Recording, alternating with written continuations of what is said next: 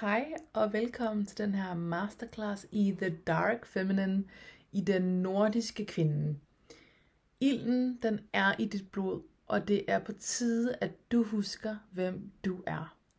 Så jeg vil invitere dig lige nu til at tage et glas vand, finde et tæppe, tænd måske et stearinlys, hent din notesbog, og gør, hvad der skal til, så du kan komme ind i et stadie af modtagelighed og lytte. Og ikke kun med dit hoved, men at lytte med hele din krop. Lyt med dit hjerte, lyt med dit underliv og åbn dine sanser. Så The Dark Feminine. Du oplever måske, at du er tiltrukket af hende. Måske skræmmer hun dig.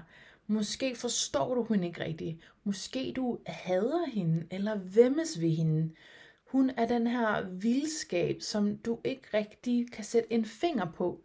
Og hun kan virkelig vække mange ting.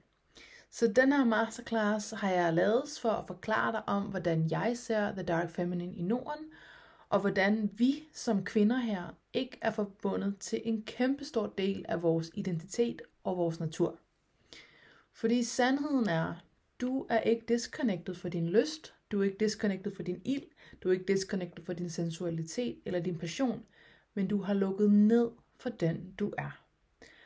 Og det kan være, at du tænker, at løsningen på at komme tilbage til din ild og din livsglæde og din glød, jamen det er lige at få din mand til at ændre hans mønstre lidt, og hvis bare han tog opvasken lidt mere, og dine børn sov lidt mere, så vil du have det pisse fedt og føle dig fucking sexet igen. Men det er faktisk ikke svaret, fordi du har ikke mistet din ild, du har bare lært at ignorere den.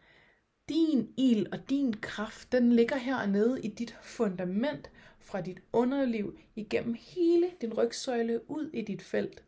Og den er ikke komprimeret af ydre omstændigheder og situationer. Den er fuldstændig selvkørende, når du er forbundet til din vildskab og din ild. Så det er det, den her masterclass handler om. Det mørke feminine, det er ikke bare en maske, du tager på, og så er det en identitet. Nej, det er en rå urkraft inde i dig, som altid har været der. Den nordiske kvinde, hun har aldrig været bange for sin kraft, men samfundet har virkelig lært hende, at hun skal frygte den, og hun skal frygte sig selv. Fordi vi er opdraget til at være rationelle og flinke og super kontrolleret, så det er klart, at vildskaben føles mega farligt. Og det her, altså, det er ikke kun jantelov og ligestilling og kristendom, som gør, at vi lukker ned for det her. Det er altså en kollektiv arv, vi går og bærer rundt på, fordi kvinder altid har skulle lukke og slukke deres længsel for mere, fordi den er simpelthen så forkert. Og når du så hver gang du så mærker den her ild, så bliver du mødt af alle de her mure ude i samfundet, som gør, at du internaliserer, at du er forkert, og du er for meget, og hvis bare du var lidt anderledes, og så kører det op inde i os, og vi udskammer os selv for den her rå, vilde femininitet, som ligger dernede og ulmer. Fordi så mange kvinder tænker, jamen jeg er jo ikke the dark feminine, I'm a really good girl, right? Og det er problemet. Fuck den der gode, flinke, søde, pæne pige, som får gode karakterer og klarer sig rigtig godt. Og præsterer, og indeni så lider hun og har store menstruationssmerter, har rent faktisk aldrig lyst til sex med hendes mand, føler sig sgu sådan flad og mat, og bare sådan, det hele føles bare som sådan en påklistret maske af, at vi kun har det godt, hvis vi har noget succes, noget sådan håndgribeligt, maskulint, vi har opnået. Men kan vi bare få lov at være den her feminine kraft, så vil alt se anderledes ud, og det handler om, at du skal tillade dig selv at være den kraft, du er. Så problemet er altså ikke, hvad du tror, det er. Problemet er, at du ikke er forbundet til dit feminine fundament. Og når du ikke er det, når du har modstand på alle dine grimme sider, alle dine forkerte sider, alle de ting, du skal være skamfuld over som kvinde i det her senmoderne samfund, så kan du altså ikke være det her passion og lyst. Fordi en præmis for lyst eksempelvis, det er nærvær, det er at være ægte. Teal Swan, en stor spirituel teacher, hun har det her saying fra en af hendes videoer, eksempelvis: sex er et biprodukt af intimitet mellem to romantiske partnere. Så det er dybt forbundet til The Dark Feminine, for det er evnen til at være ægte med det, som er. Så tag lige et øjeblik og træk vejret og luk øjnene. Og se, om du kan finde den her stilling inde i dig selv, hvor du lige sådan læner dig lidt tilbage. Det kan være fysisk, men det kan også bare være en energetisk holdning. Og lige sådan, læn sig lidt tilbage. Der er ikke noget, der du skal gøre. Der er ikke noget, du skal være. Du skal bare åbne og skrælle lag af. Det er det eneste, du skal lige nu. Fordi du er nemlig ikke for meget. Du er nemlig ikke forkert. Du er lige præcis det, at verden mangler. Og du skal ikke skabe noget nyt. Du skal ikke skabe eller opfinde en tiltrækningskraft. Du skal bare fjerne de lag, som skjuler den. Fordi når du ejer de her fulde spektrum, grimme sider af dig selv, når du mærker virkelig meget vrede eller jalousi, eller noget, som er tabuiseret i samfundet, så bliver du nemlig umodståelig, uafhængig, urørlig. Og den frekvens er simpelthen så juicy, når man bare kan stå selv i sin power i sådan frit fald, hvordan man bliver mødt, hvordan man bliver opfanget, hvordan man bliver modtaget. Så i den her masterclass, så vil jeg fortælle dig om sammenhængen mellem den nordiske kvinde og The Dark Feminine som arketype, og hvorfor vi som kvinder mister vores glød, når vi detacher fra det mørke feminine inde i os. Så vil der være nogle værktøjer, som du kan lave i dag til at reconnecte, og så vil jeg fortælle dig om mit forløb ild, hvis du har lyst til at arbejde dybere med det her. Så til at starte med har jeg lyst til at fortælle om min rejse. Fordi jeg har virkelig været på nogle sindssyge rejser med min vilde, mørke, rå femininitet de sidste 7-8 år, som på sin vis egentlig har startet meget tidligere. Jeg har altid været et super sensuelt menneske. Jeg var ekstremt tiltrukket af urban dans, da jeg var teenager og lander som 17-årig, tror jeg. Under en mentor, som er passioneret omkring dancehall, og dancehall er jamaicansk ghettokultur. Så mange tror, at det bare er twerk, men det er en hel dansegenre. Og en af elementerne er dancehall queen, hvor man netop kan få lov at danse mega explicit og ryste sin numse. Og hvis man tager til festerne i Kingston, så har de bodystockings på med G-streng og fishnet dragter, og altså der er fuld plade for bare at udtrykke sig selv og være mega rå og unapologetic i sit udtryk.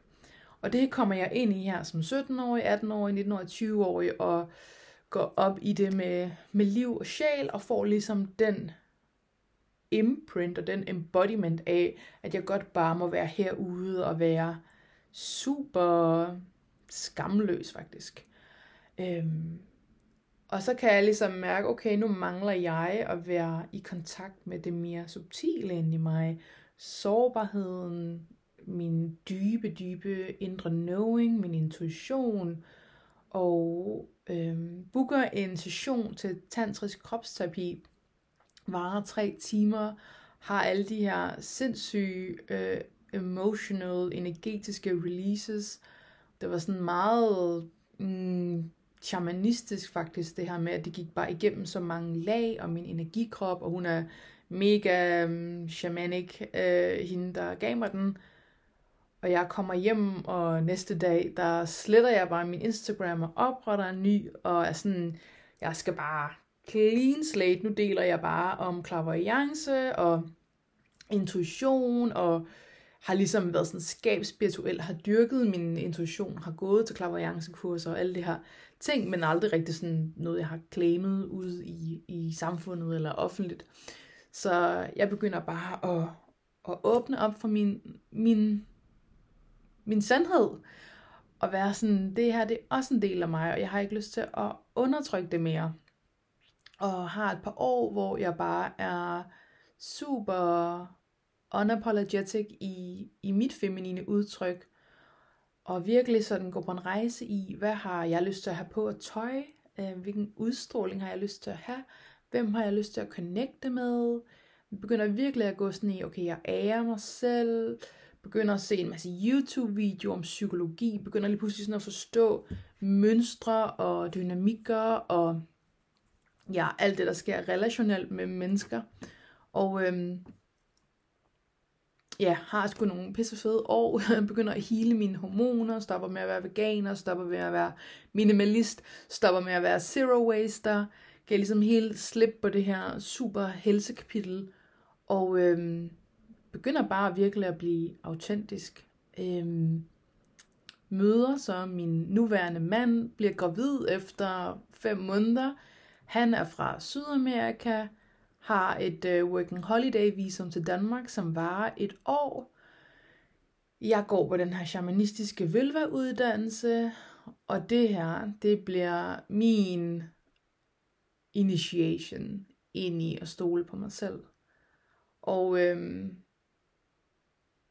det var sindssygt, og det var udfordrende, og jeg troede, jeg skulle have aborten, fordi så gik alle mine traumer i gang omkring, jeg har jo ikke lyst til at miste den her mand, jeg lige har mødt, som bare er fuldstændig fantastisk, og siger til ham, jeg godt vil have aborten, men egentlig har jeg slet ikke lyst til at have aborten, men kan bare mærke, sådan det hele er bare messy, rodet, forvirrende, min livsenergi slukker bare tanken om, jeg skal have den her abort, føles ulideligt, indtil jeg bare kan mærke, jeg bliver nødt til at acceptere, at der er noget andet her, der er i live for mig, og det er, at jeg skal beholde det her barn. Det her barn er kommet for at blive, og det giver ingen mening heroppe, at beholde barnet, når hans visum udløber til Danmark, når jeg er 8 måneder gravid. Jeg er stoppet på min uddannelse på universitetet, har bare lige nu ting at lave min egen virksomhed og deltidsjobs på caféer og pædagogmedhjælper. Så hvordan giver det mening? Men det skulle ikke give mening. Det skulle bare fucking føles sandt. Så vi finder ud en løsning. Han får et nyt working holiday visum til Sverige, der gælder 1 år. Vi flytter til Sverige, da jeg er 8 måneder gravid. Jeg stoler bare så fucking meget på mig selv. Jeg får nok timer til at kunne få barselsdagpenge ved at finde det her vikarjob. Der kommer corona midt i det hele, og jeg mister mit job. Jeg tænker, fuck, nu har jeg ikke nogen barselsdagpenge. Lander et nyt job på mirakuløst vis under coronanedlukningen som rengøring, hvor jeg kan få nok timer til at få de her barselsdagpenge. Vi flytter. Alt flasker sig fuldstændig efter planen.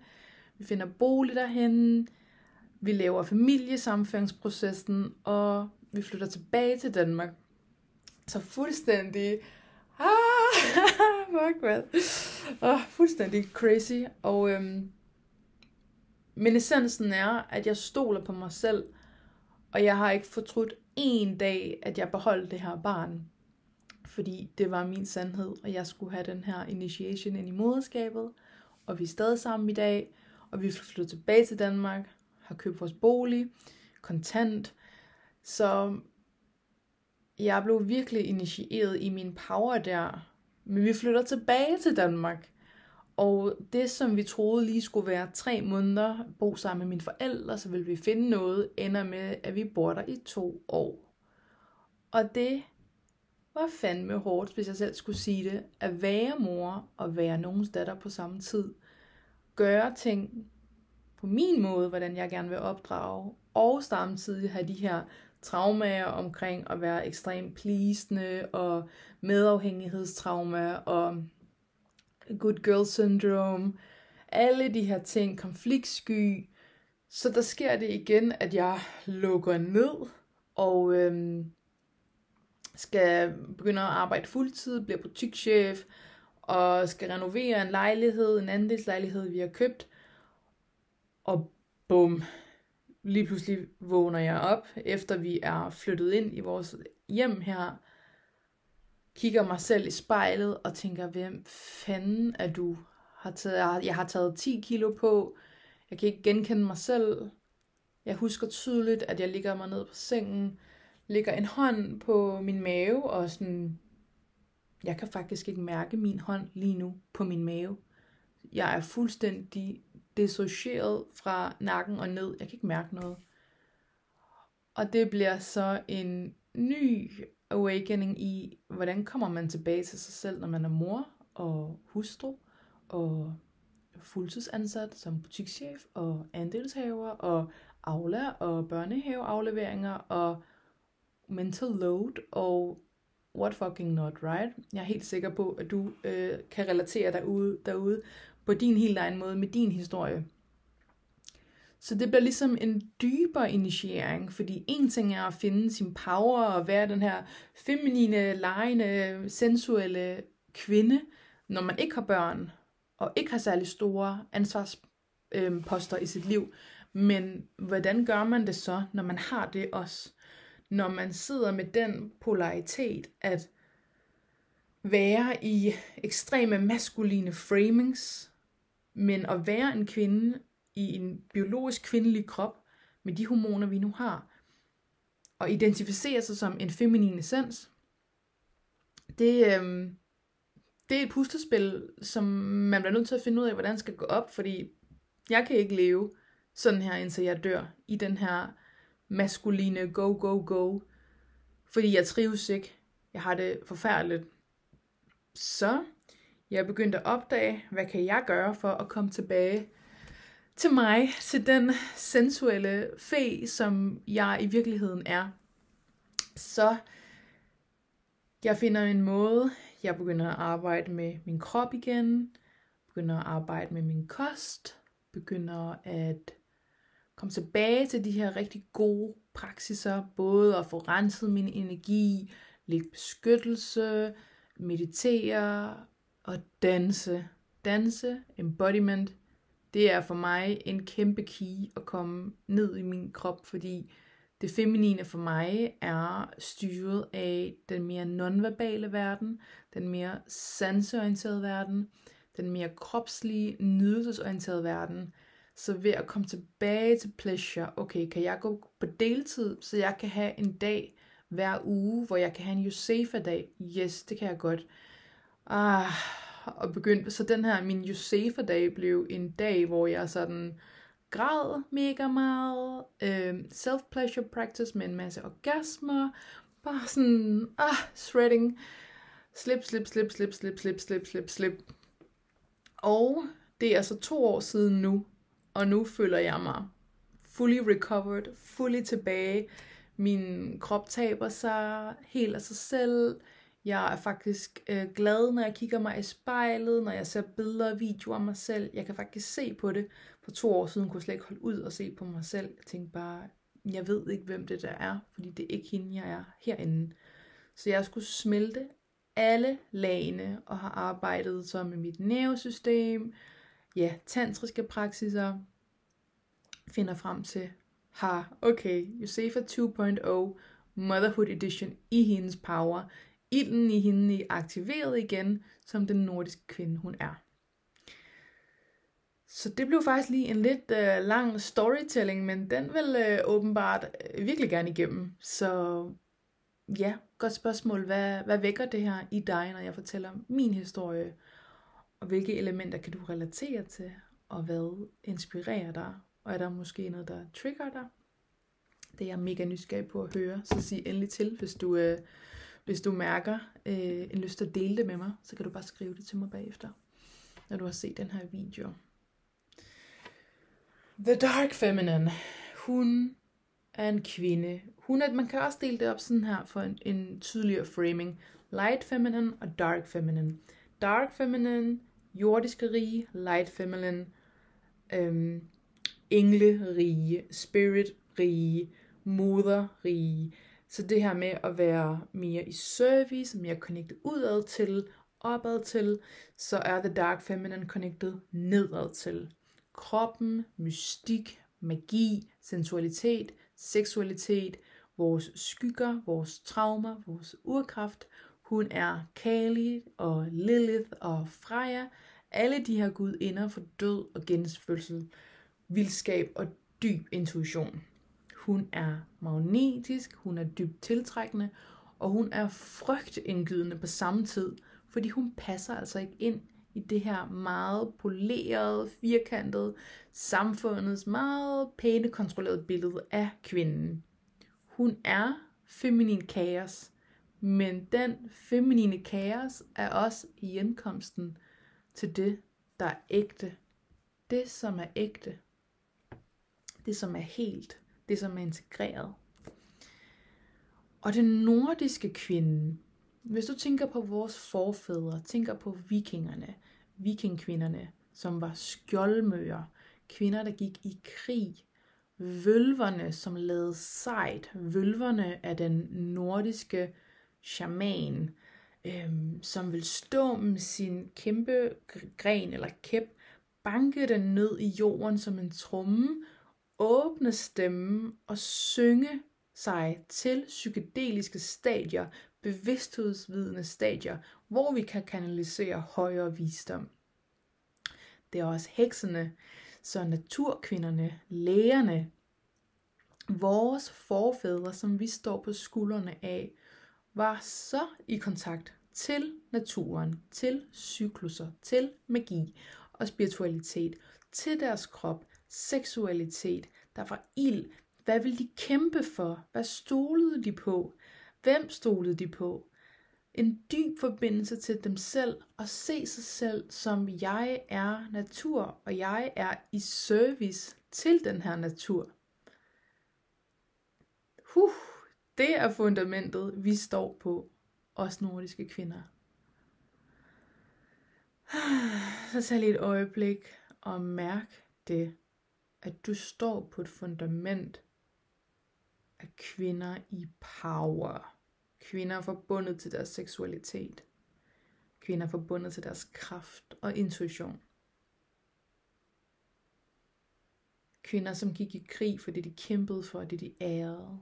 Kvinder, som kunne åbne sig og downloade den visdom, som stammen havde brug for. Og vølven havde jo position lige under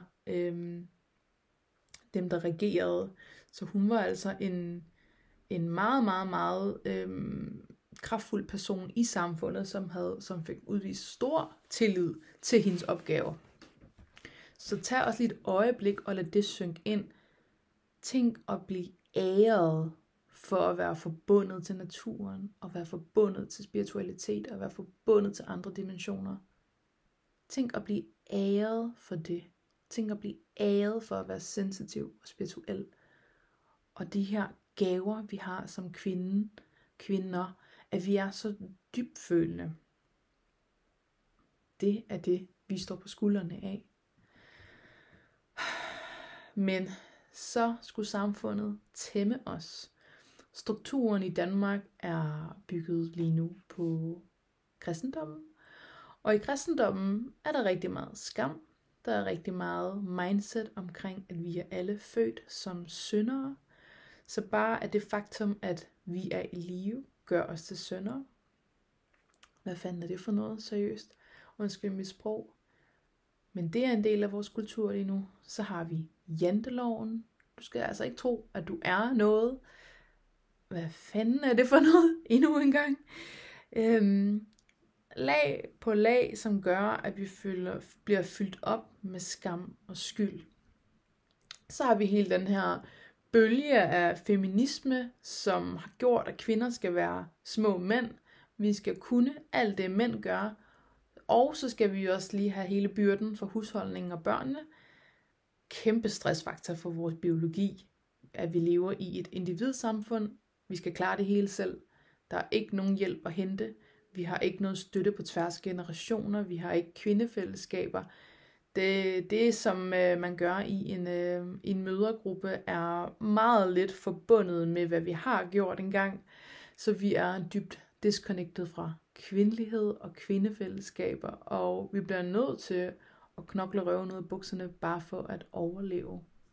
Og så har vi hele den her moderne livsstil, p-piller, hormonprævention, skærme, nu kan du tage Wegovy, medicin, hvis du vil tabe dig, rigtig dårlig kost, folk får ikke bevæget sig nok, så vi bliver afkoblet fra vores natur og vores biologi, og derved også al den visdom, vi har inde i vores kropslige visdom.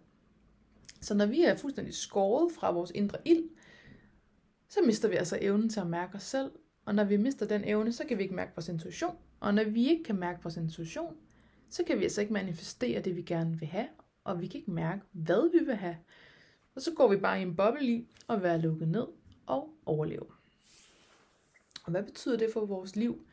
Det gør jo, at vi vågner op, og så føler vi os flade, udmattede, utilfreds. Uanset hvor meget vi opnår på papiret og gør det rigtigt, så er der den her følelse af utilfredshed. Vi lukker os ned for vores sensualitet og vores begær.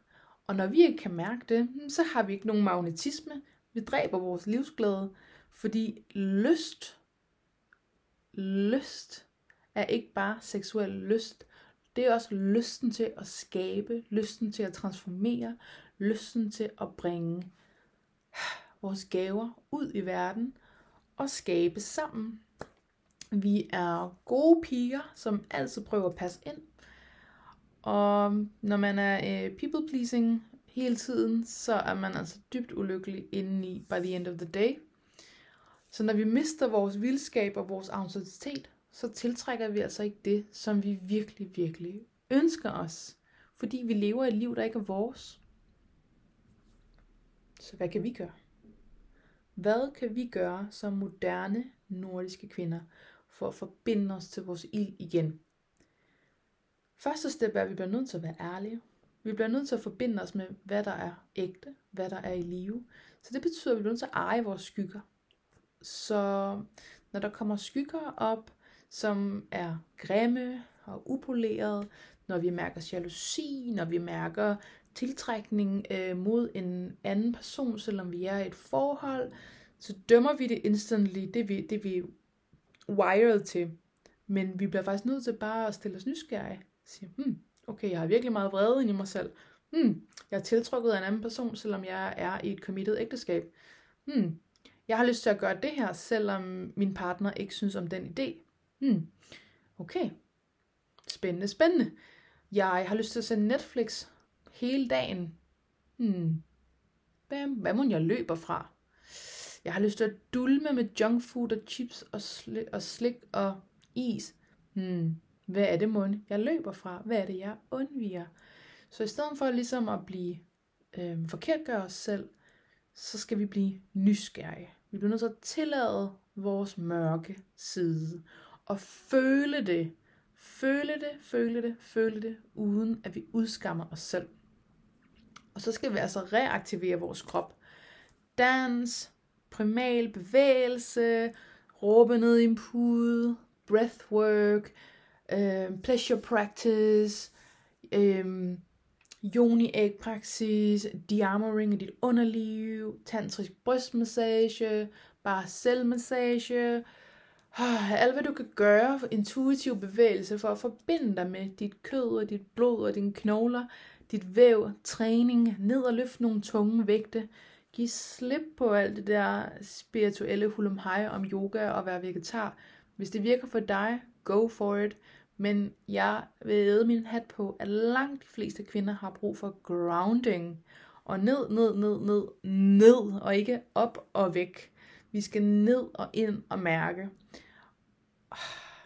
Jeg bliver fejret op, når jeg snakker om det her. Så vi skal arbejde med vores krop. Så skal vi gå imod janteloven. Vi skal give en fuck for den jantelov. Du skal tage din plads. Take your space. Fyld rummet. Vær fucking ægte over for, hvad du har lyst til, og hvad du har brug for, og hvad du drømmer om. Stop med at tilpasse dig. Giv dig selv tilladelse til at være stor, kraftfuld, sanselig. Armene op over hovedet. Tag din plads. Du fortjener seriøst at tage din plads. Og de mennesker, som kan bære dig og se dig og rumme dig, når du tager din plads, that's your people. Det er de mennesker, der fortjener dig. Hvis de ikke kan tage dig i dit store, fyldige selv, så fortjener de heller ikke at være i dit liv. Vi skal dykke ned i skyggearbejde. Vi skal tage ansvar for det, som vi kommer til at spille ud i vores relationer og ud i vores eget liv. Jeg har eksempelvis haft en kæmpe opvågning i mit moderskab. Min datter har været meget sådan utålmodig med mig og med os begge to som forældre, og har sådan udvist en meget kort lunte rigtig, rigtig tit. Og de sidste 1,5 måneds tid har jeg haft en kæmpe proces og været med til at co-facilitere et forløb, der hedder Facilitate the Shift, hvor at jeg har fået udvidet min kapacitet for at holde rum for ubehag, holde rum for contractions. Og det er direkte blevet videresmittet i feltet med min datter, så jeg er så meget bedre til at holde rum, når hun går i proces. Og jeg er så meget bedre til at lige at sådan, tage staven her, være sådan, jeg er den voksne, det er mit ansvar det her, hun er barn. Så jeg bliver nødt til at regulere mig selv lige nu og trække vejret og være tålmodig med hende. Og de sidste 2-3 uger har hun været så tålmodig med mig. Og det er fuldstændig magisk at opleve. Jeg havde en morgen, hun har før i tiden været sådan, når hun vågner, så vil hun sådan vække mig lige med det samme. Og så vil hun være sådan, ud nu, du skal op nu. Og jeg har været sådan, slap af, tag det lige roligt, ikke? Og så vil hun blive fuldstændig vred, hvis jeg ikke steg ud af sengen lige med det samme. Så havde jeg en søndag, og så begyndte hun sådan at give mig massage på ryggen, og nusse om mig, og så rejste hun sig op, vi bor i en 2-værelseslejlighed, så gik hun bare ind i stuen, kunne høre, hun ligesom legede med hendes legetøj, gik bare sådan frem og tilbage, og jeg fik sådan lov at snuse i 40 minutter. What? Okay, den havde jeg ikke set komme. Så jeg har ligesom taget ansvar for, okay, det er mit ansvar at eje, at jeg bliver utålmodig med hende, og jeg har svært ved at acceptere hendes umodne 4-årige hjerne, som den skal være, vel at mærke, right? Og så jeg har taget ejerskab for det, og det er jo dybt skyggearbejde, når jeg kan indse ligesom min splint i øjet, ikke? Og nu, så bliver det spejlet tilbage til mig. Mere tålmodighed, så får du mere tålmodighed tilbage. Så det er det, vi skal. Vi skal tage ansvar, og vi kan ikke tage ansvar for noget, som vi ikke tør indrømme, som vi undertrykker. Så vi bliver nødt til bare at eje det, selvom det ikke er det fedeste at eje, at man ikke altid er den mor, som man gerne vil være, men så kan man enten begynde at sige som, du ved, når man ligesom slår sig selv i hovedet over det, og gør sig selv forkert, og så prøver man sådan at opveje det, og så bliver det sådan rigtig mudret skyggespil, i stedet for bare at eje sådan, ja, det er sgu ikke min stærke side det her. Det bliver nødt til at se i øjnene, og jeg bliver også nødt til at se i øjnene, at hun reflekterer mit nervesystem og mit mindset, så derfor opfører hun sig sådan her. Boom, jeg tager ansvaret hjem. Og det kan man også gøre i sit ægteskab, i sit kæresteforhold, andre relationer as well. Så det dybe skyggearbejde kalder os altså til at tage ansvar. Du er den, der er den. Du er den, som er den. Og så skal vi tillade os selv at være feminine. Tillade os selv at være sanselige. Kan du tillade dig selv at slow down, mens du spiser din mad? Smage på din mad? Kan du tillade dig selv, og hvis du sidder i bussen, bare at lukke øjnene og lade dig smelte ned i sædet, forbinde dig til din rygsøjle, læne dig tilbage? Altså, kan du tage din plads sanseligt, når du går ud i verden? og når du bare er derhjemme, og når du er sammen med familie. Altså tillad dig at være meget mere sanselig, og være sådan, det var lækkert lige at bevæge mine hofter der. Kan du sidde og lave dit kontorarbejde, men stadig have en forbindelse til dit pelvis, og sidde og køre nogle cirkler rundt. Kan du tillade dig selv at tage et dyb suk, når der er noget, der bare er lækkert, og du får solen i ansigtet, og mærker varmen, og bare smelter. Det er jo Eros, og Eros er jo bare den her kraft af juice og kreativitet, som kan være seksuel, men også overhovedet ikke være seksuel. Så kan vi bare tillade os selv at have det her forhold til Eros. Det kan vi også gøre for at forbinde os selv til The Dark Feminine. For alle de her mørke, dybe, intuitive gudinder, de er sygt forbundet til deres Eros og til seksualitet. Fordi det er jo fra mørket, at vi skaber ting. The womb space, livmoren, du er i mørket i 9 måneder. Frøene, de er nede i jorden, i mørket, kommer op. Så vi skal altså ikke være bange for mørket, vi skal ikke være bange for vores skaberkraft.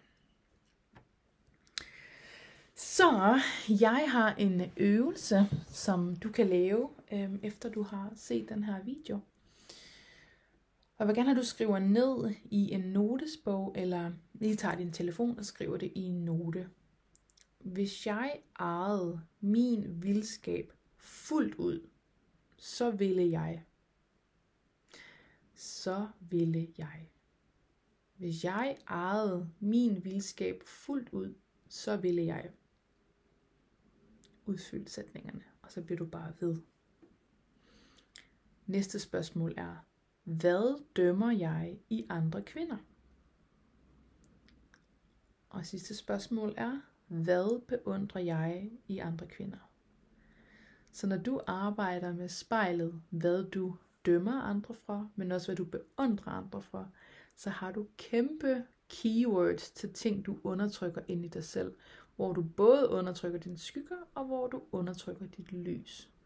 Så det, som du ser i en anden kvinde, som du synes er fuldstændig fantastisk og magnetisk og inspirerende, det har du inde i dig selv. Men det er ikke et potentiale, der bliver udlevet lige nu, men det er derfor, du føler dig tiltrukket af det. Og lige så svært, som det kan være at sluge, at det, som du hader, det, som du ikke kan udstå omkring en anden kvinde, det er også en side af dig selv, som du lægger låg på. Og det er et mønster, som du selv har, men du ikke kan se. Så at bruge de her 2 spejle er kæmpe bevidsthedsudvidere til dig. Og når du så har gjort det, så vil jeg gerne have, at du sætter dig ned, og så finder du et spejl. Og meget lækkert, hvis du har et stort spejl, som du for eksempel kan sidde nede foran. Og så sætter du en timer på din telefon, og så kigger du dig selv i øjnene i 5 minutter. Dig med dig. Hvad ser du, når du sidder her, og du ikke kan flygte for dig selv? Det er en øvelse, jeg gerne vil have, du laver, når du er færdig med at se den her masterclass. Og når timeren så ringer, så sætter du en sang på med noget rytme. Gerne noget med noget trommer, men i sin essens bare noget, som vækker din ild. Om det så er rock eller urban genres, det er lige meget. Noget, som vækker din ild, og så skal du altså bevæge dine hofter. Og du skal blive nysgerrig, og du skal bare tillade dig selv at bevæge dine hofter i alle de retninger. Og retninger, du måske ikke har prøvet at bevæge dem før. Ned og væk din livsenergi. Og det kan være, at de er vildt stagneret. Det kan være, at du får en vild nydelsesfuld oplevelse. Men du skal ned, og så skal du altså have vækket livsenergien i dine hofter. Sacred twerking. Så når du har gjort det her, så kan jeg love dig for, at du er mere connected til dit Dark Feminine, end du var 10 minutter før. Connecte med fundamentet, connecte med det, som er, og ikke løbe væk. Så nu vil jeg gerne lige have, at du ryster kroppen. Kan måske lige ryste dine hænder. Du kan også rejse dig op og ryste. Giv dig selv et lille stræk. Og så må du gerne ligge dig ned, eller sætte dig ned, og lægge dig godt til rette. Og lige, bare give din krop det, som den har brug for.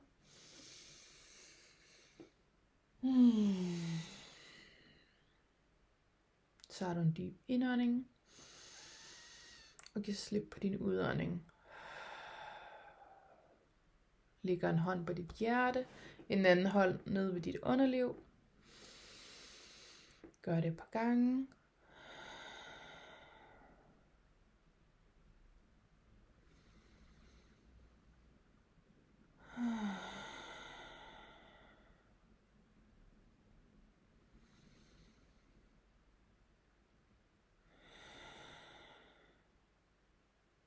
Hvem vil du være, hvis du tillod din egen vildskab?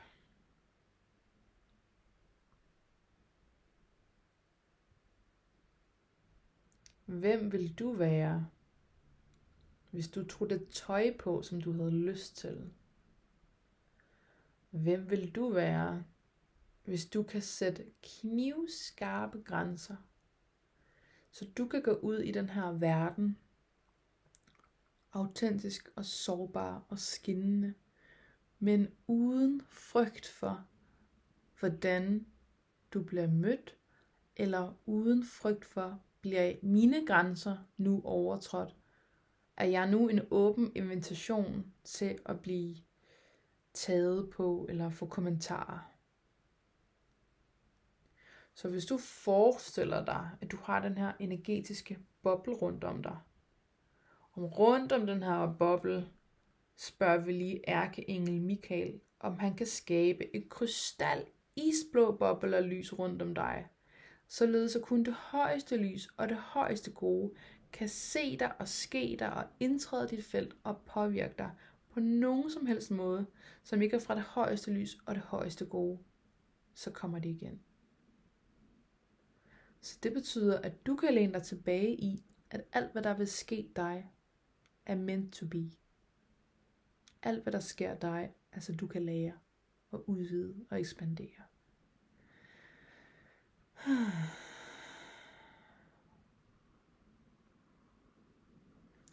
Og så vil jeg blive ved med at spørge dig, og du skal bare svare ind i dig selv. Hvad længtes du efter? Hvad længtes du efter? Hvad længtes du efter? Hvad længtes du efter? Hvad længtes du efter?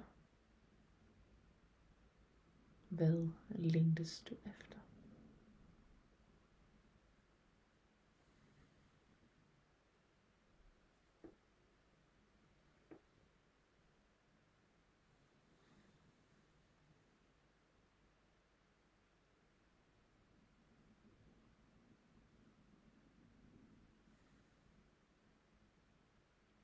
Og nu spørger jeg dig, hvad vil du gerne prale af?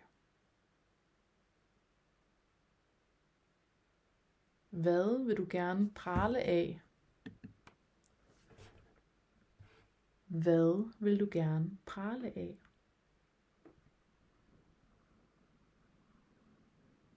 Hvad vil du gerne prale af?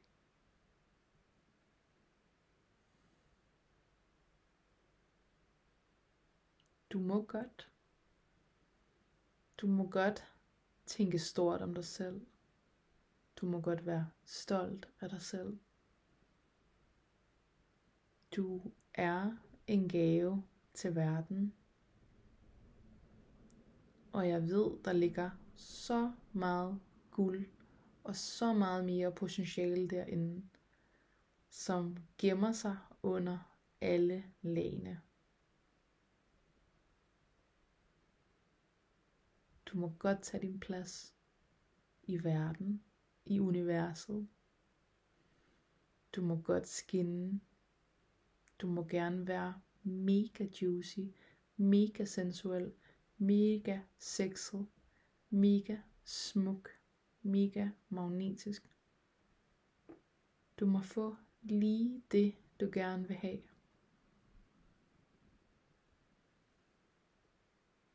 Hvis du kan drømme det, hvis du kan længsels efter det, så er det fordi det er til dig. Ellers vil du ikke have den drøm.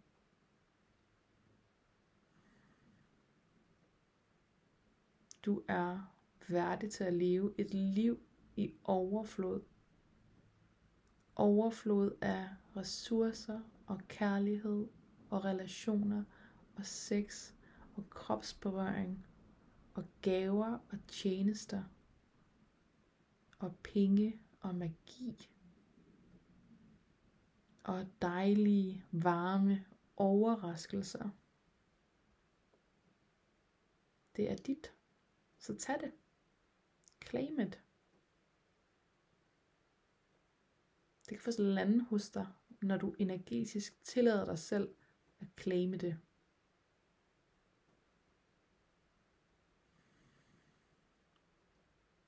Og det lander hos dig.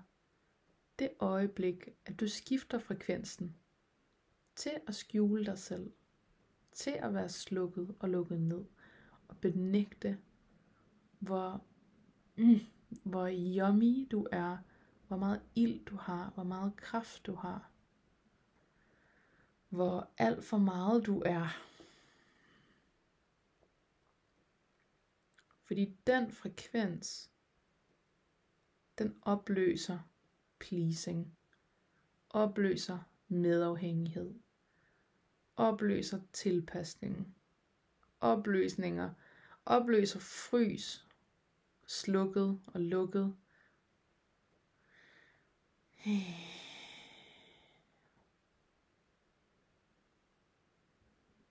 Frekvensen af at kropsliggøre det mørke feminine i dig som nordisk kvinde, eller dig som er bosat og relaterer her til jorden og den jord vi går på lige nu.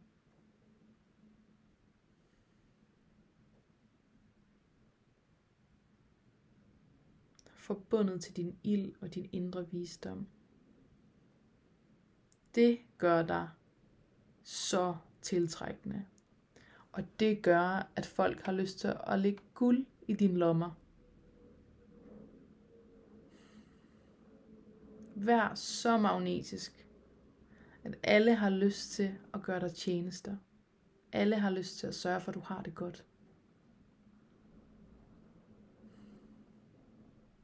Fordi du bare skinner i din autenticitet. Og din livskraft flyder frit. Og hvis du kan mærke den her sandhed synke ind i din krop, og virkelig tage den ind, hvis det føles sandt for dig, hvis du ved, at det er tid, så vil jeg gerne invitere dig til at tage det næste skridt, som er at dedikere dig til dit mørke feminine, og vælge hver dag, når du vågner, og forbinde dig til dig. Ha' en morgenpraksis, en daglig praksis, hvor du smelter væk, hvis der er sådan slukket i din krop, hvis der er smerte, hvis der er noget, der skal rystes. At du connecter og slipper det, og forbinder dig til din kraft i dit underliv. Forbinder dig til dine drømme og dine længsler. Forbinder dig til dine gaver. Og forbinder dig og dedikerer dig til din livsenergi. Det er det, vi skal gøre i ild. Mit 5 måneders forløb. Og det er ikke for alle. Det er det ikke. Men det er til dem og til dig, som er klar til at træde ind i din kraft, uden at kigge tilbage. Som er klar på at slippe offerrollen. Som er klar til at tage ejerskab og lederskab over din feminine kraft. Og gå på nysgerrig opdagelse i det ukendte. For det er en kæmpe del af det feminine. At kunne overgive sig til den primale visdom, som sidder nede i kroppen, som ikke kan regnes ud oppe fra hovedet. Det feminine handler om at stole på det, vi mærker. Men vi kan ikke mærke noget, hvis vi er frakoblet fra vores krop. Så hvis du vil tage den her rejse sammen med mig og en gruppe fantastiske kvinder, som også ønsker at se dig skinne, som også ønsker at se dig tage din plads, så kom med på Ild, som består af 4 live-dage over 5 måneder. Det vil sige, at vi mødes 1 gang om måneden til kakaoceremoni, embodiment practice med sacred twerk og frokost og et emne, som vi går på opdagelse i. Så der vil være undervisning i feminine ritualer, embodiment praksiser, tantriske praksiser, som forbinder dig til din livsenergi, til dit blod, til din krop, til dine bryster, til din hud, så du kan få en nydelsesfuld menstruation, kreative ægløsninger, og du virkelig kan slippe både personlig og kollektiv skam omkring det, som vi går og bærer på os i en kvindekrop. Vi vil lave undervisning i, hvordan du kan hele din krop. Så kommer jeg til at dele en masse om kost og cravings, og hvordan man får sine hormoner i balance, så man virkelig kan få en juicy og sensuel krop. Og ikke på sådan en måde af, det her følg den her plan, men det som jeg underviser dig er, hvordan du forbinder dig, og hvordan du læser cravings eksempelvis. Så du kan forstå, hvordan du skal spise, for du kommer ind i din mest nærede krop. Så du kan springe derhen. Der vil være undervisning i værktøjer til at kommunikere dine længsler og dine grænser fra det her meget feminine sted, som både rummer blødhed og tydelighed. Så det kan du bruge i dine parforhold, ægteskab, dating, og virkelig lære og kommunikere fra feminin energi. Der vil være undervisning i nervesystemet og skyggearbejde, polyvagalteori, skyggearbejde i forhold til, hvordan man kan arbejde med sine sider, med arketyper, og hvordan man så transformerer det til en affirmation og et mindset, som virkelig kan være bevidsthedsudvidende, så du også får hovedet med på hele den kropslige transformation. Og så et stærkt kvindefællesskab, som vi har så meget brug for det her i den moderne verden. En gruppe af kvinder, som gerne vil se dig skinne, og ikke den der slags fællesskab, hvor at her skal man være en bestemt type, men et fællesskab, der hylder diversitet, som kan holde rum for forskellige holdninger, som kan holde rum for det, som er autentisk og sårbart, med dyb respekt for hvert et individ. Det er det, jeg inviterer dig ind i på Ild. 4 live-dage, og så er der 5 Zoom-sessioner af 2 timer, så vi mødes, vi har forbindelser ligesom hver anden uge. Og så vil der også være en Telegram-gruppe, som vi kan støtte hinanden i. Man kan stille mig spørgsmål, og vi kan visdomsdele med hinanden. Vi starter den 22. juni, og så går den 5 måneder frem. Så det er ildelementet, det er sommerelementet, vi får med os. Det kunne ikke være mere aligned. Prisen er 11.111, og du har mulighed for at betale op til 10 rater. Så du kan komme med, også hvis du er på lidt mindre. Så kan du bare overføre 1.111 hver måned i 10 måneder. Hvis det her lyder som noget for dig, så skriv til mig. Jeg er så nysgerrig på at høre hvordan den her video lander i dig. Og lad os have en uforpligtende samtale, hvor vi lige kan tale ind i, om du er et match, om du er klar, om du har lyst, om vi to resonerer, hvordan energien er imellem os. Ja, tak for at lytte med, og tak for i dag. Og hvis du ser den her, så havde jeg helt glemt at sige, at jeg har også en super early rabat. Så du kan faktisk få hele forløbet til 8.888. Så ja, du kan spare 2.500, hvis du melder dig til inden for de næste 2 uger. Men det er altså kun den her super early rabat, som du kan få lige nu. Så ja, lad mig vide, hvis du skal med. Ha' en rigtig god dag.